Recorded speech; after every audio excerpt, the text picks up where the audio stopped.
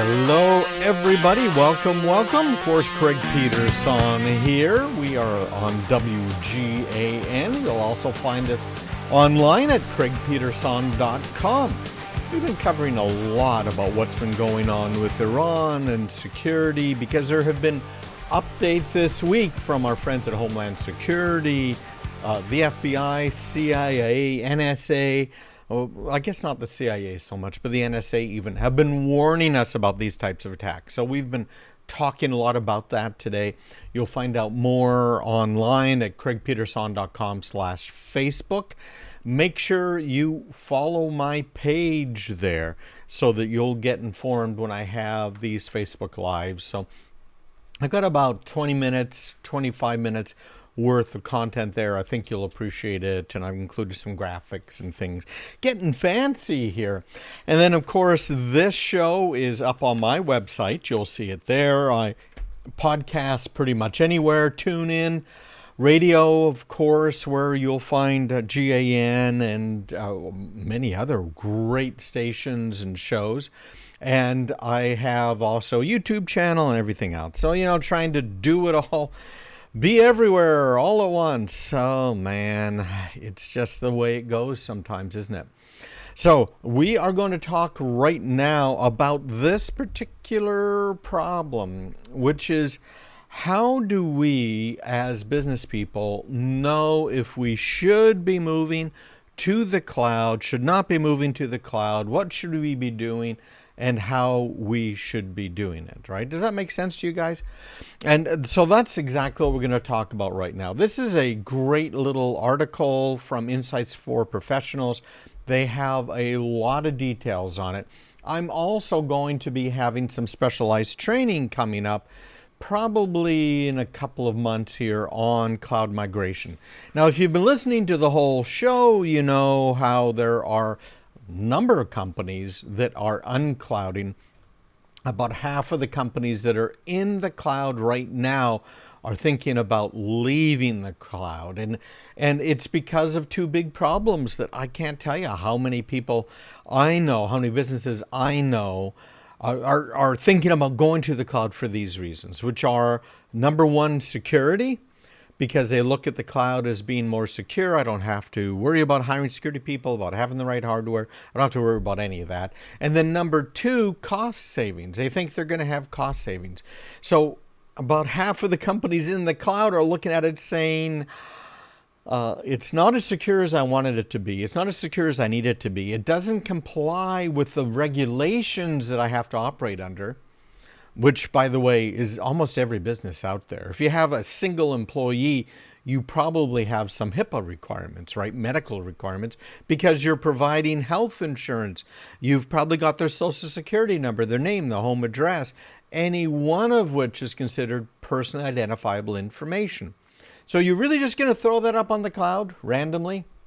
And then you've heard about, of course, all of the cloud hacks that have happened, and it's scary. So security is kind of the number one reason. And the second reason is they have not seen the savings that they were promised in the cloud. They haven't seen the savings in the personnel, in overall expenditures, etc. So about half of the companies that have moved are saying, I want to move back. One of the first things you have to do if you're considering moving to the cloud is have a good data inventory. Now, your data inventory is something you should be doing anyways, frankly. With data inventory, you know what data you have, where it is, how much there is, and you have to do that now. And we'll be talking about the new California regulations here in a few minutes, but you absolutely have to do that right now. And if you have any European customers, you already had to do this. And if you haven't been fined yet, count yourself lucky, because the fines have started coming all the way down to small companies. And with California starting to fine companies as of the first of this year, and it's kind of a green field for these scam artists that like to sue companies. And all they have to do is say, yeah, I'm a California resident, and I went to this website, and I asked the company for all the information they have on me, and you have a right to be forgotten under this California law. And they didn't do that. They didn't do any of it. So now they get to sue you because you didn't comply with the crazy California law. So know where your assets are, know where your data is, know which data needs the most protection. You should do that no matter what. And when we're talking about this cloud migration and a cloud decision framework for moving your data to the cloud, now we're also talking about taking all of that data, all of the security you need to have around that data, and transferring it to the cloud, understanding what that is. But don't forget, half of the companies are now thinking about getting out of the cloud. Getting out of the cloud means, how do I migrate my data out of the cloud? Because in many, many cases, you got vendor lock-in. You can't do anything about it. It's a really, really big deal. So how are you going to deal with that?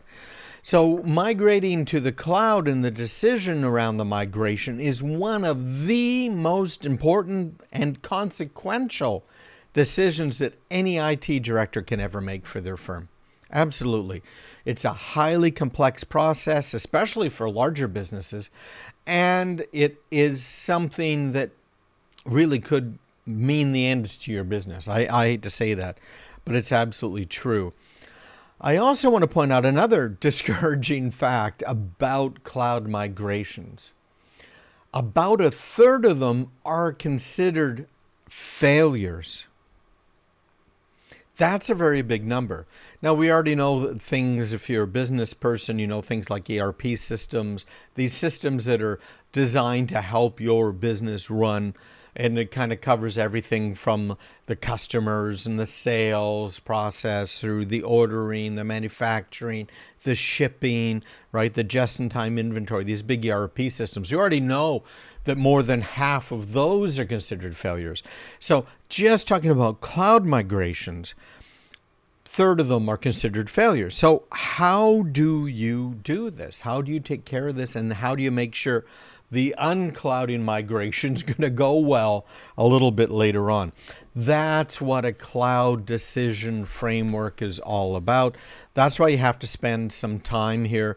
You have to assess the benefits of moving an application to the cloud, whether it's email to something like Office 365 online, whether it is an application that's integral to your business.